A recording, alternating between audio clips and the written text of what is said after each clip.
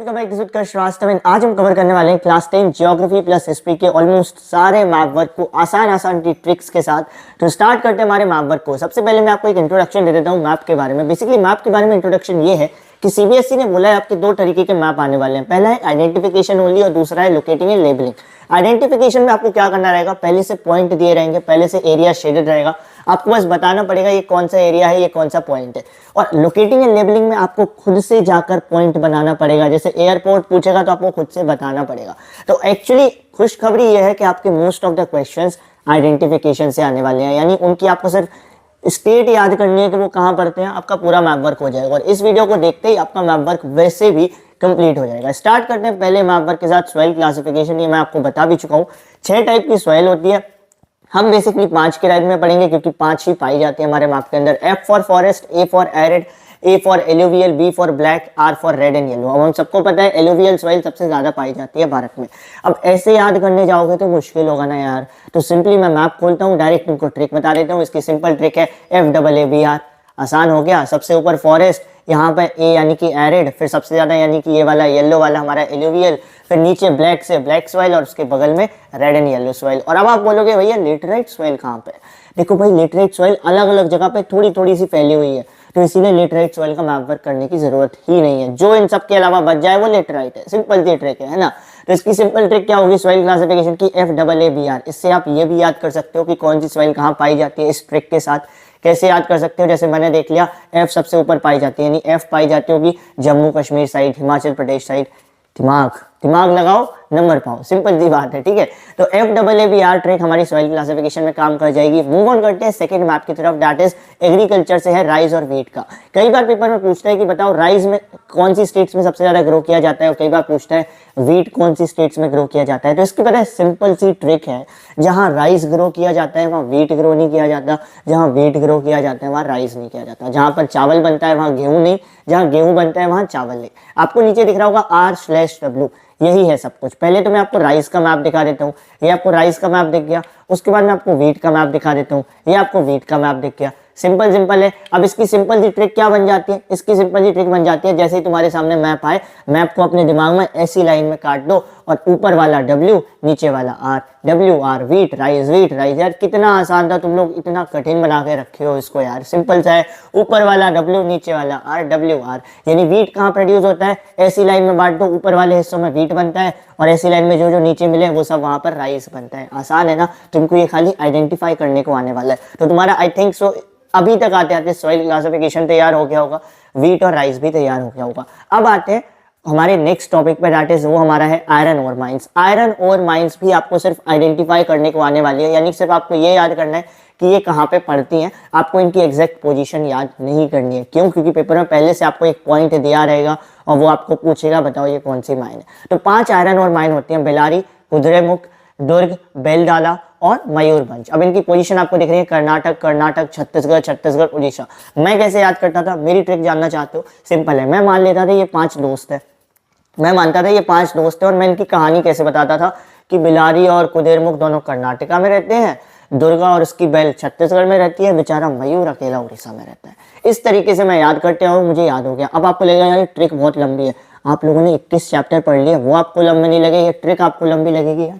Simple सी बात है, ये ट्रिक से आसान कुछ नहीं है। क्यों? क्योंकि इस ट्रिक में आपको आयरन और माइंस के नाम भी याद हो रहे हैं और उनकी पोजीशन भी याद हो रही है कि बेलारी और कुद्रेमुख कहाँ पे? कर्नाटका में रहते हैं। दुर्गा और उसकी बेल कहाँ? छत्तीसगढ़ में रहती है। बेचारा मयूर अकेला उड़ीसा में रहता है। अब मुझे इससे कितने सारे फायदे हुए? पोजीशन याद हो गई, साथ ही साथ मुझे वो कौन कहाँ पड़ता है ये भी याद हो गया, साथ ही साथ मुझे ऑर्डर भी याद हो गया। अब आप मुझसे बोलोगे भैया कर्नाटका में तो 2 हैं, बेलारी और कुद्रेमुख, कैसे पहचानेंगे कि बेलारी कौन सी है, कुद्रेमुख कौन सी है? तो सिंपल है, जिस तरीके से मैंने लिखा है उसी तरीके से पहचानोगे। पहले बेलारी आ रहा है, बेलारी और कुद्रेमुख में पहले बेलारी आ रहा है कहानी में, तो ऊपर वाला बेलारी होगा, उसके नीचे जो आएगा वो कुद्रेमुख होगा। ऐसे ही तुम्हारा छत्तीसगढ़ में पहले कौन आ रहा है? दुर्गा और उसकी बैल, तो पहले दुर्गा होगा ऊपर, उसके बाद उसके नीचे उसकी बैल होगी। इसको मैप में देख लो, देखो मयूरभंज तुम्हें अकेला उड़ीसा में बैठा दिख रहा है और दुर्ग और बेलडाला, दुर्ग ऊपर है, बेलडाला नीचे है, बेलारी ऊपर है, हमारा चौथा कुद्रेमुख नीचे है। सिंपल सी ट्रिक है, तुमको सिर्फ आइडेंटिफाई करने के लिए आने वाला है। तो इस कहानी को याद रखो, तुमको आयरन ओर माइंस कंप्लीट हो जाती है। अगर ये ट्रिक तुमको डिफिकल्ट लग रही हो ना तो प्लीज फिर तो तुम डायरेक्ट मैप वर्क ही याद कर लेना, क्योंकि इस ट्रिक से आसान कुछ नहीं बनाया जा सकता आपके मैप वर्क को। एंड बिलीव मी, तुम लोग खुद को अंडरस्टिमेट करते हो, क्योंकि जब तुम 21 चैप्टर पढ़ सकते हो, पूरी हिंदी इंग्लिश सब कुछ पढ़ सकते हो, तो ये छोटी छोटी ट्रिक्स याद नहीं कर सकते यार। सिंपल सी बात है, 5 नंबर का मैप वर्क पूरे नंबर मिलेंगे। मूव ऑन करते हैं नेक्स्ट पे, कोल माइंस। कोल माइंस को कैसे आइडेंटिफाई करते हैं? ये सब कहते हैं भैया इसमें तो ट्रिक ही नहीं बनती है ना। कैसे नहीं बनती है मैं बताता हूँ। 4 कोल माइंस है, रानीगंज वेस्ट बंगाल में, तालचेर उड़ीसा में, बोकारो झारखंड में, नेवेली तमिलनाडु में। नेवेली को हटा दो, नेवेली के बारे में भी हम सोच ही नहीं रहे। नेवेली तो हमें वैसे भी याद ही हो जाएगा कि नेवेली कहाँ है, तमिलनाडु में, क्योंकि तमिलनाडु में एन आता है, नेवेली ये याद हो जाएगा। हमको याद करना है बोकारो, तालचेर और रानीगंज के बारे में। तो सिंपली याद कर लो कि बोकारो कहाँ पड़ता है। बोकारो पड़ता है झारखंड में। हम इसमें ट्रायंगल ट्रिक है, बीआरटी, तो बोकारो के जस्ट बगल में रानीगंज और उन दोनों के नीचे तालचेर। नहीं समझे डायग्राम से समझो, बहुत आसान है। बोकारो से 2 सेंटीमीटर की दूरी पर रानीगंज लगाना है और उन दोनों के नीचे टी यानी कि तालचेर। अब इससे आपको 2 चीजें याद होती हैं। बीआरटी ट्रिक से आपको 2 चीजें याद हो जाती हैं। पहला तो आपको इनके नाम याद हो जाते हैं, जो याद करना डिफिकल्ट है, और दूसरा आपको साथ ही साथ क्या हो जाता है, इनकी पोजीशन भी याद हो जाती है कि यार ये ऐसा ऐसा ट्रायंगल बनता है बीआरटी। सिंपली पहले आप बीआर को याद कर लो, बी फॉर बोकारो, जो पाया जाता है झारखंड में। बाकी आपको अपने आप याद हो जाएगा। मूव ऑन करते हैं ऑयल फील्ड्स इन इंडिया पे। 6 ऑयल फील्ड होती है और इनकी खास बात यह है कि ये 6 की 6 ऑयल फील्ड जोड़ियों में पाई जाती हैं, यानी कि 2 एक जगह, 2 एक जगह, 2 एक जगह। जैसे मुंबई और बेसिन है, तो मुंबई और बेसिन दोनों महाराष्ट्र में पाई जाती हैं। मुंबई में तो ऑब्वियस है कि मुंबई में ही पाई जाएगी। उसके बाद दिग्बोई नहर काटिया है, ये दोनों असम में पाई जाती हैं। कलोल अंकलेश्वर है, ये दोनों गुजरात में पाई जाती है। अब इनकी खास बात यह है कि इनकी एक सिंपल सी ट्रिक बनती है। आपने KGF सुना होगा, यहाँ पे KGF नहीं KGA बनेगा। MB and KGA, MB and KGA 2-3 bar repeat करो, याद हो जाएगा। MB एंड KGA, M से मुंबई, B से बेसिन, A से असम, N से नाहर काटिया, D से दिग्बोई, K से कलोल, G से गुजरात, A से अंकलेश्वर। इस ट्रिक के भी 2 फायदे हैं। पहला क्या फायदा है, आपको सारे ऑयल फील्ड्स याद हो जाते हैं। दूसरा क्या फायदा है, आपको इनकी पोजीशंस भी याद हो जाती है। और इसमें आसान है यार, ये दोनों क्या करते हैं, ये जितनी भी ऑयल फील्ड्स हैं ये दोनों एक दूसरे के आगे पीछे लगी हुई हैं। सिंपल जोड़ी में पाई जाती है, आगे पीछे। देखो दिख रहा होगा आपको, कलोल अंकलेश्वर अगल बगल में, बसीन मुंबई अगल बगल में, दिग्बोई नहर काटिया अगल बगल में, बिल्कुल जस्ट ऊपर नीचे लगे हुए हैं। तो ये आपको सिंपल है याद करना। बस मेरे साथ 2-3 बार ट्रिक को रिपीट करो, MB and KGA, MB and KGA, MB and KGA। Simple सी बात है, ठीक है। इस वीडियो के बाद अगर आप 3-4 बार रिवीजन भी कर लोगे ना मैप वर्क का, आपको अपने आप याद हो जाएगा। Nuclear power plant my favourite paper में सबसे ज्यादा पूछने जाने के चांसेस होते हैं। 4 न्यूक्लियर पावर प्लांट है, जिसमें सबसे इंपॉर्टेंट नरोरा है, क्योंकि वो उत्तर प्रदेश में आता है।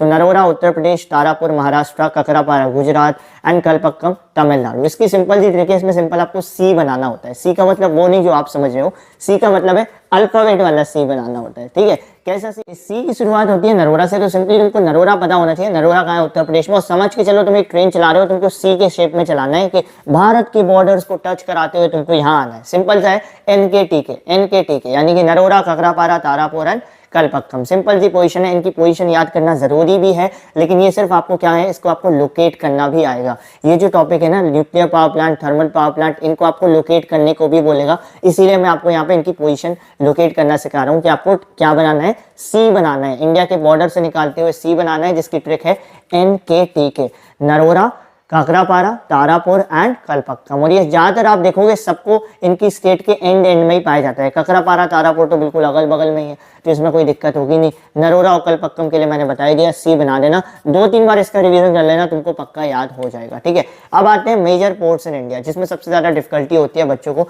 मेजर पोर्ट्स इन इंडिया में बेसिकली तुम हर एक पोर्ट को अगर याद करने जाओगे ना, तो बहुत डिफिकल्टी होगी। अब तुम सबको ABCD आती है। ABCD क्यों आती है, क्योंकि तुमने ABCD याद की होगी। इसी तरीके से अगर मैं तुमको कुछ और याद करने को बोलूँ तो वो भी आ जाएगा। बहुत सिंपल है। जब तुम 21 चैप्टर याद कर सकते हो, पूरे सब्जेक्ट कवर कर सकते हो, तो एक छोटे से अल्फाबेट तो याद कर ही सकते हो। मेरे साथ बोलो, KMMNK TCVPH। मुझे याद है, तुम्हें क्यों नहीं हो सकता। KMMNK TCVPH, KMMNK TCVPH। K for Kandla, M for Mumbai, M for Marmagao, N for Mangalore and then KMMNK, K for Kochi, T for Tuticorin, C for Chennai, V for Visakhapatnam, Paradip, Haldia. अब इसमें सिंपल सी पता है क्या ट्रिक है, इसमें तुमको एक V बनाना है। तुमको दिख रहा है यहाँ पे V शेप्ड आ रहा है। गुजरात से तुमको V बनाना शुरू करना है। 4-4 सेंटीमीटर की दूरी पर मैप में लोकेट करते जाना है। पता है बंदर कहाँ पड़ेगा, बिल्कुल स्टेट के एंड में ही पड़ता है, मतलब जहाँ पे पानी वाला हिस्सा होता है वहीं पर पड़ेगा, ठीक है, जिसे इसमें पड़ रहा है। तो तुमको एक V बनाते जाना है, 4-4 सेंटीमीटर की दूरी पर लोकेट करते जाना है। तो गुजरात से शुरू करो और बॉर्डर पर एक एक लगाते हुए आओ, एक एक स्टेट में। बस चेन्नई में 2 लगेंगे, जो तमिलनाडु वाली स्टेट आएगी वहां पर 2 तुम्हें पोर्ट लगाने हैं, बाकी सब में एक एक लगाओ।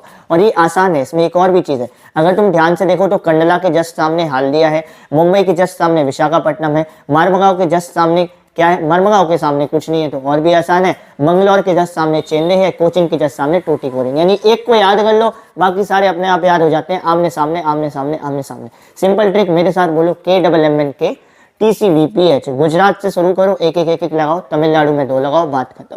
सिंपल जी ट्रिक है। अब आते हैं हिस्ट्री के मैप पे। हिस्ट्री में आपके क्या है, कांग्रेस सेशन है। कांग्रेस सेशन को याद करने की सिंपल जी ट्रिक है, MNC multinational companies, M for Madras, N for Nagpur, C for Calcutta. ठीक है, और ये उल्टे क्रम में है, यानी कि सबसे बाद में मद्रास में हुई थी 1927 में, उसके पहले कहाँ हुई थी, नागपुर में हुई थी दिसंबर 1920 में, और सबसे पहले कहाँ पे हुई थी, कलकत्ता में हुई थी सितंबर 1920 में। तो उल्टे ऑर्डर में है MNC मल्टीनेशनल कंपनी, आसान है याद करना।